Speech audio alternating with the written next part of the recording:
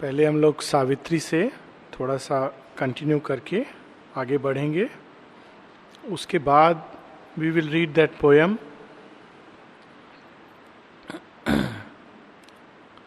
Page 68. Shri Aurobindo ने हम लोगों को सबसे बड़ा रहस्य उद्घाटित किया है. ये रहस्य ट्रेडिशनल योग में भी है, लेकिन श्री अरविंद ने इसका एक बिल्कुल अलग अर्थ बताया है. ट्रेडिशनल योग में भी योगिन कहते हैं कि हम सबके अंदर भगवान छिपे हैं.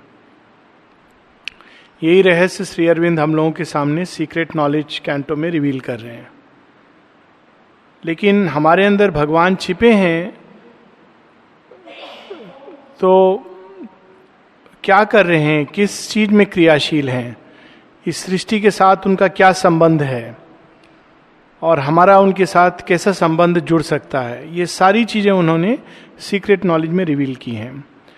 ट्रेडिशनल योग में हम लोगों का भगवान के साथ जो संबंध है उसको इस प्रकार से रिवील किया गया है कि मनुष्य को अल्टीमेटली अपने अंदर छिपे इस दिव्य सत्ता के प्रति सचेत होना है और सचेत होकर उसको एक इस भयावह दृश्य, एक प्रकार का भयावह स्वप्न, जो इस संसार है उसको भयावह स्वप्न से कल्पना की गई है, उससे जाग जाना है और जाग कर वापस उस उपस्थिति में जाकर अपने आप को मर्ज कर देना है. लेकिन श्री अरविंद यहाँ इसका एक नया रेवलेशन देते हैं और वो ये कि we are sons of God and must be even as he. His human portion we must grow divine. Our life is a paradox with God for key. Traditional योग में भी ये जीवन पैराडॉक्स है, इसको सुलझा नहीं सकते हैं. ये केवल एक प्रकार का समहाउ आ गया है.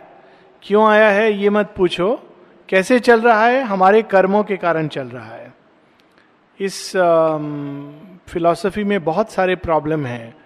जब ओरिजिनली सृष्टि प्रारंभ हुई तो किसी का कोई कर्म नहीं था, मनुष्य भी नहीं था. तो यदि कर्मों के कारण सृष्टि चलती जा रही है तो फिर तब से मनुष्य तक कैसे चलती रही. इस तरह की इसमें बहुत सारे फिलॉसफिकल इश्यूज हैं, लेकिन उसको हम लोग यहाँ पर नहीं टच कर रहे हैं. बाद में आएगा, सावित्री में सब कुछ है. दिस विल ऑल्सो कम.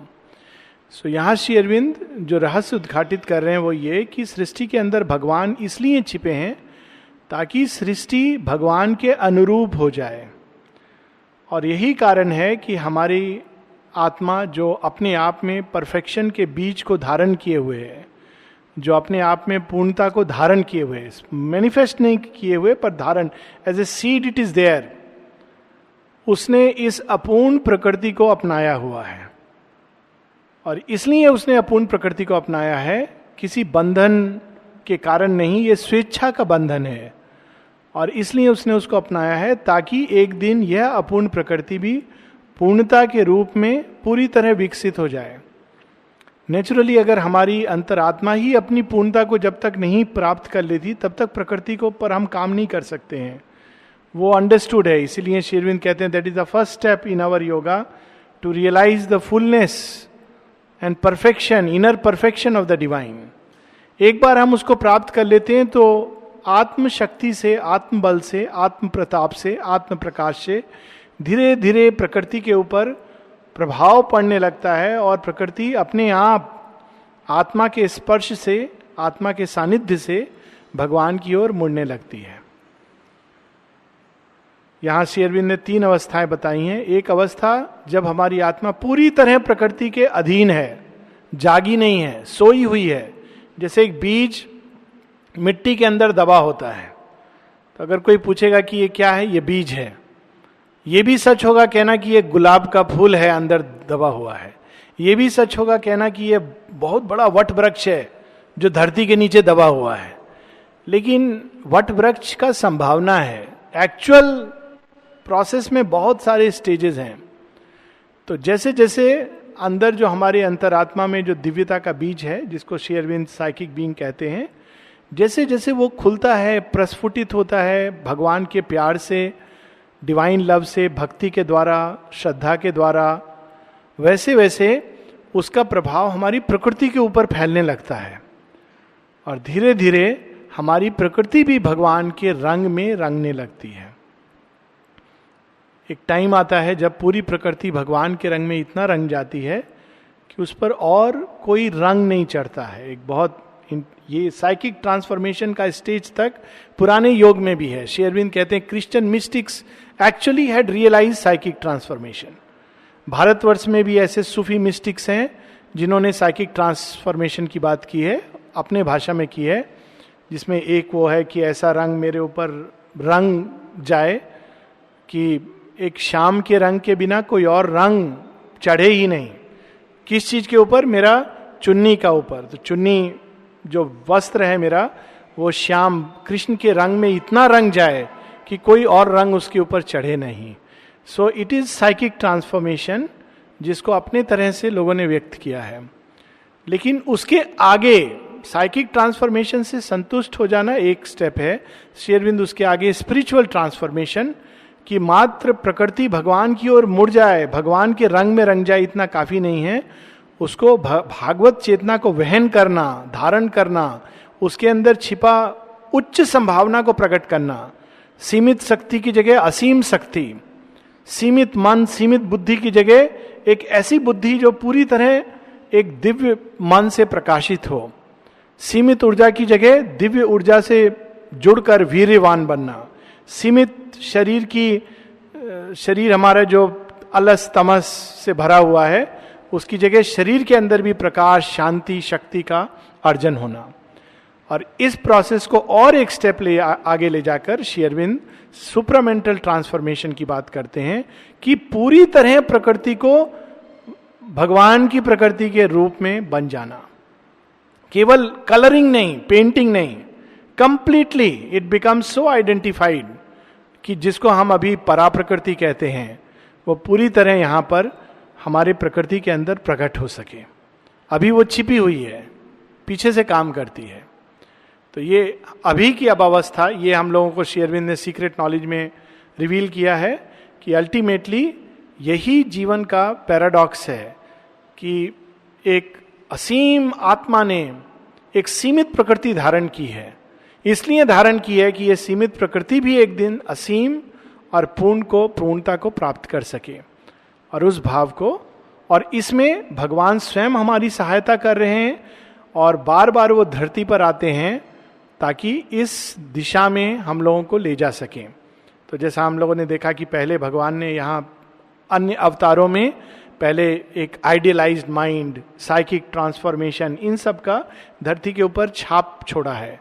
अब श्री अरविंद इसको आगे स्पिरिचुअल और सुप्रामेंटल ट्रांसफॉर्मेशन की बात करते हैं।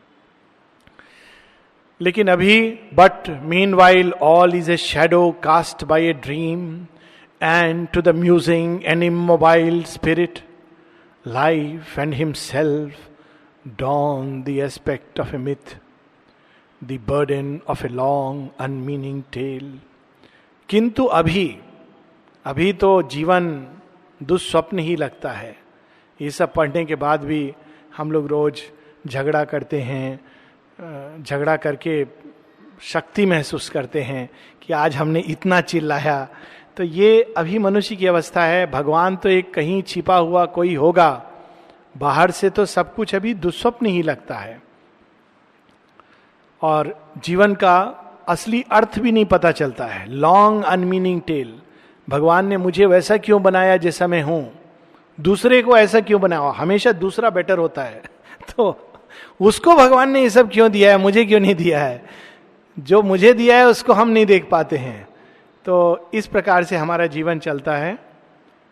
For the key is hide and by the inconscient kept, the secret god beneath the threshold dwells. भगवान है हमारे अंदर लेकिन छिपा हुआ है। हमारी चेतना की परिधि जिसमें हम सचेत हैं उसमें उसके भीतर छिपा हुआ है। और जो ताला लगा हुआ है बाहरी चेतना से अंदर जाने का, उसका चाबी जैसे कभी होता है कि पैंट का पॉकेट से एक छेद है, चाबी गिर गया, घर पहुंच के पता चला बाहर तूफान आ रहा है लेकिन हम घर में नहीं जा सकते क्योंकि चाबी नहीं है, छोटा सा चीज है। वैसे ही हम लोग को इनर डोर का चाबी है लेकिन गिर गया है, तो हम क्या करते हैं, डुप्लीकेट की, बगल वाला जरा देना तुम्हारा चाबी से खोलते हैं, लेकिन दूसरे की चाबी से हमारा ताला नहीं खुलेगा। हम किसी को इमिटेट करने के लिए नहीं आए हैं, हम लोग केवल if we have to imitate, हम लोगों को केवल भगवान के एग्जाम्पल को जब धरती पर आते हैं, चाहे सीमित बार आए हों, उनके एग्जाम्पल को फॉलो करना है, और कोई हमारा एग्जाम्पल नहीं हो सकता। सब ने अपने ढंग से उस चाबी को खोजा है, लेकिन चाबी देने वाला हमारे अंदर है। We have to find him and with the help of that key, और ट्रस्ट हिम, आस्क हिम कि मुझे चाबी चाहिए, क्यों आपने खो दिया है चाबी, क्यों मुझे नहीं रोका। We can talk to God like that.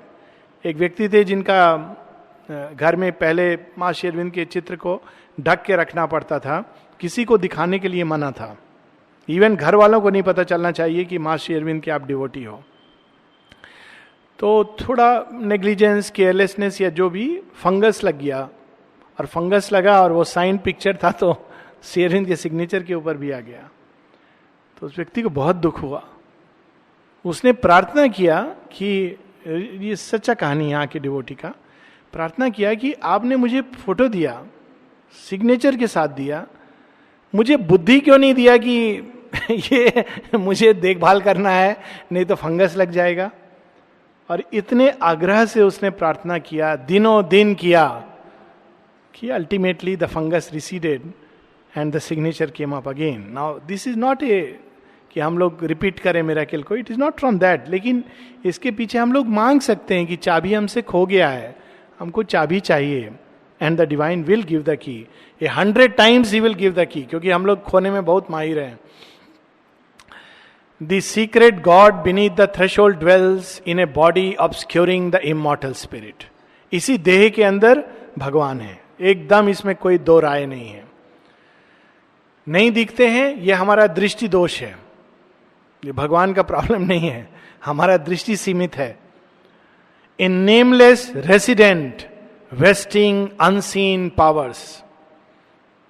जैसे घर में कोई हो जो राजा, पहले बहुत बड़ा, सामने भी अगर हम देखें गवर्नर का हाउस, इतना बड़ा घर है, कितना लोग रहता होगा, कभी कभी लगता है कि 2 लोग के लिए इतना बड़ा घर, पता भी नहीं चलता होगा कि एक व्यक्ति दूसरा व्यक्ति कहाँ है, खोजता, पूरा घर में खोजे नहीं मिलेगा।